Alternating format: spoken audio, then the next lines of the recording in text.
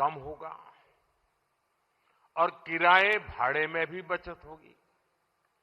साथियों, साल 2014 से पहले अविभाजित आंध्र प्रदेश के लिए 1000 करोड़ रुपए से भी कम का रेलवे बजट होता था। रेवंता जी सुन रहे हैं ना?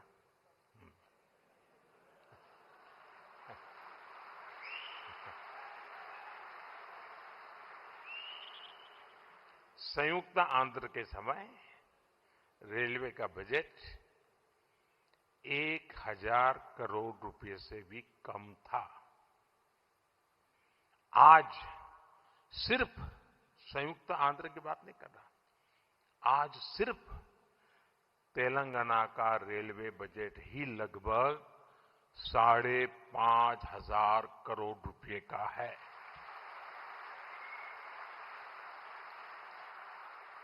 वर्तमान में करीब 50,000 करोड़ रुपए के रेल प्रोजेक्ट्स पर यहां काम चल रहा है। तेलंगाना में 5 वंदे भारत और 6 अमृत भारत ट्रेनें भी चल रही हैं। साथियों, अभी कुछ देर पहले Kazipet Vijayawada multi tracking project के कुछ सेक्शन का लोकार्पण हुआ है। इसके अलावा Kazipet rail under bypass line का भी राष्ट्र को समर्पित की गई है। इन सुविधाओं से सफर भी आसान होगा और ट्रांसपोर्टेशन की गति भी तेज होगी। साथियों, 21वीं सदी की इस दुनिया में बिना ऊर्जा सब काम ठप पड़ जाता है। एनर्जी सिक्योरिटी का क्या महत्व है, ये आज दुनिया का हर व्यक्ति महसूस कर रहा है। इसलिए भारत की एनर्जी सिक्योरिटी पर हमारी केंद्र सरकार अभूतपूर्व निवेश कर रही है। मलकापुर में इंडियन ऑयल के नए टर्मिनल का उद्घाटन इसी दिशा में एक बड़ा कदम है। यह टर्मिनल तेलंगाना की बढ़ती एनर्जी नीड्स को पूरा करेगा, सप्लाई चेन को मजबूत करेगा। साथियों, बीते सालों में सोलर पावर के मामले में भारत दुनिया के टॉप देशों में पहुंच चुका है। पेट्रोल में इथेनॉल ब्लेंडिंग को लेकर अभूतपूर्व काम हुआ है।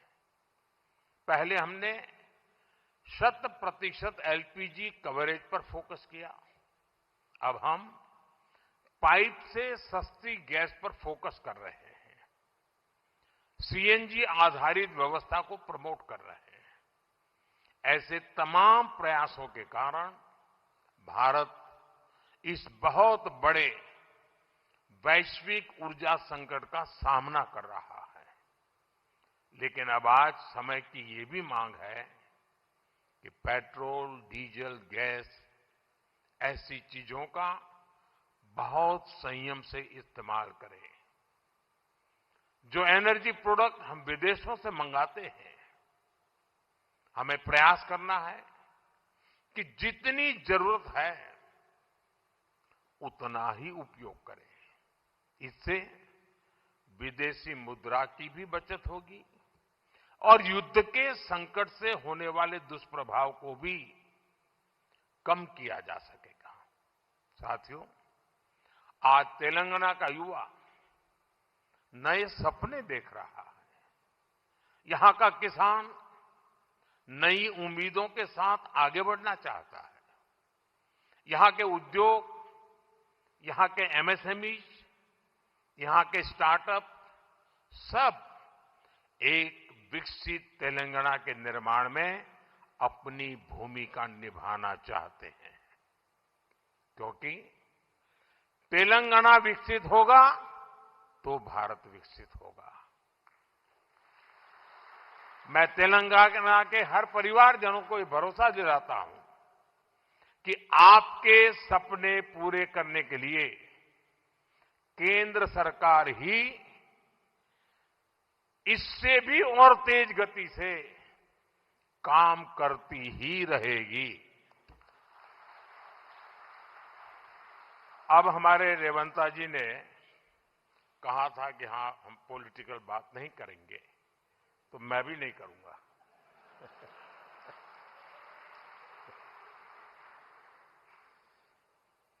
और इसलिए नॉन पॉलिटिकल बात मैं रेवंता जी से कहूंगा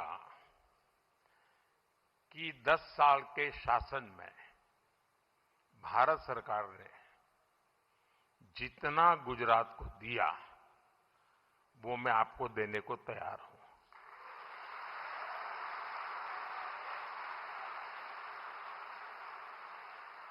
लेकिन मेरी जानकारी से मैं आपको बता देता हूं कि जैसे ही मैं ऐसा करूंगा, आपको जो अभी मिल रहा है वो आधा हो जाएगा।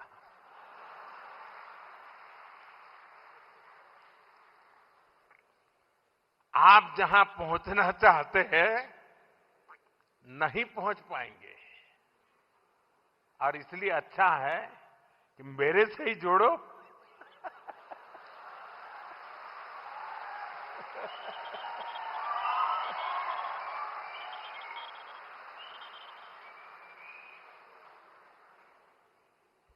साथियों, हमारा एक पक्का विश्वास है कि डेमोक्रेसी में राज्यों में अलग अलग प्रकार की सरकारें होना कोई बुरी चीज नहीं है, लेकिन देश के विकास के लिए राज्यों का विकास भी उतना ही महत्वपूर्ण है। राज्यों के विकास के बिना देश का विकास संभव ही नहीं है, और इसलिए हमारी सारी योजना के केंद्र बिंदु में राज्यों का विकास हो, तेज गति से विकास हो, उस भाव को लेकर के हम सब मिलकर के चलें और 2047 विकसित भारत का सपना हम अपनी आंखों के सामने सिद्ध होता देखें। यही मेरी सबको शुभकामना है। बहुत बहुत धन्यवाद।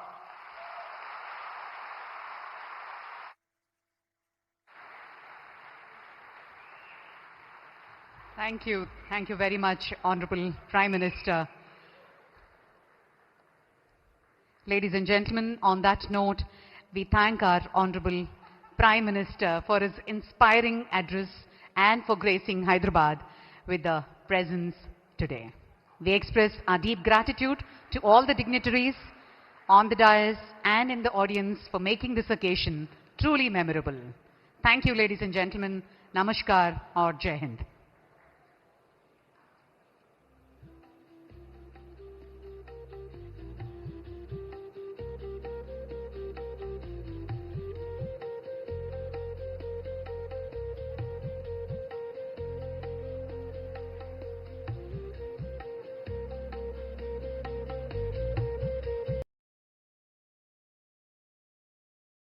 గారు ప్రధాని గారికి అందిస్తున్న శుభ తరుణం. This magnificent creation is not merely a memento. Ladies and gentlemen, it's a tribute of our traditions, values and our enduring spirit of excellence. On that note, may I also request our Union Minister, Shri G. Kishan Reddy garu, to felicitate our Honorable Prime Minister with a special shawl and a memento.